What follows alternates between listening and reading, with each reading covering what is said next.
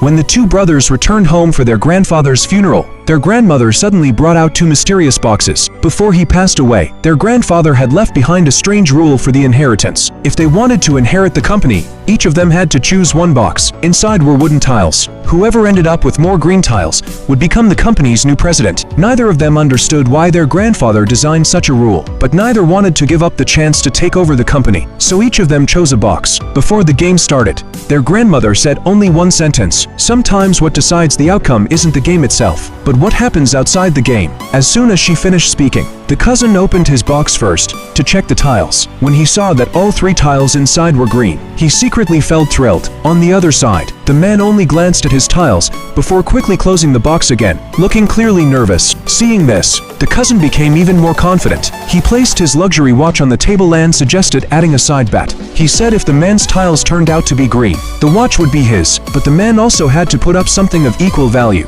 The man immediately frowned and reminded him that their grandfather had always hated gambling, but the cousin brushed it off and said this wasn't gambling. It was simply the rule outside the game their grandmother had mentioned. He even mocked the man in front of everyone. Feeling insulted, the man looked to his grandmother and said this was unfair. But before she could respond, the cousin kept provoking him. Angered, the man took off his own watch and said he was willing to play. Seeing the situation escalate, the grandmother added another rule. Before the incense stick finished burning, they had to decide the winner. Otherwise, the inheritance would be cancelled completely. But the cousin looked down on the man's watch, claiming his own was worth hundreds of thousands of dollars. If the man couldn't match the value, he would automatically lose. Even the man's wife tried to persuade him to stop. However, the man quietly told her that the cousin probably had red tiles in his box. That was why he kept raising the stakes to pressure him. The relatives around them all sided with the cousin, mocking the man and even calling him a poor loser. Even the uncle, who had always taken care of him, advised him to stop pushing his luck because he had no chance of winning. But despite all the ridicule, the man refused to back down. He placed his only car on the table as collateral and urged his cousin to open the box. The cousin clearly wasn't ready to end things yet. He wanted to crush him completely, so he had someone bring in a suitcase filled with $1 million in cash. Seeing that money, both the man and his wife were stunned. At that moment, the cousin's father stepped forward to object, saying that money was meant for a construction project and shouldn't be used for something like this. But the cousin confidently said it was just a small amount and told his father not to worry. Then he provoked the man again. Only then did the man realize the cousin had been slowly pushing him into a trap. Seeing him hesitate, the cousin even told him to simply sign a document, giving up the inheritance and kneel down to apologize in public. If he did that, everything would end.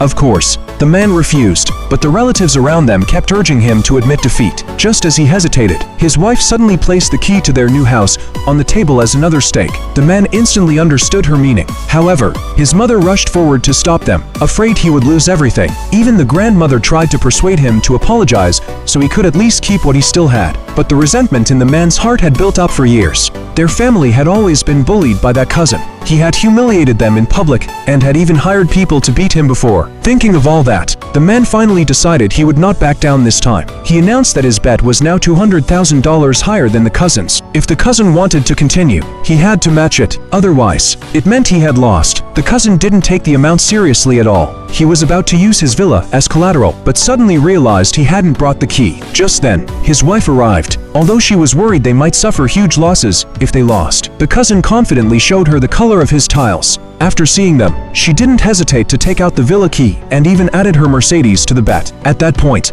the man's stake was still $2.6 million short. If he couldn't come up with the money, everything on the table would belong to the cousin. Just when everyone was waiting to laugh at him, the man suddenly picked up his phone and made a call. A moment later, he successfully borrowed $2.6 million.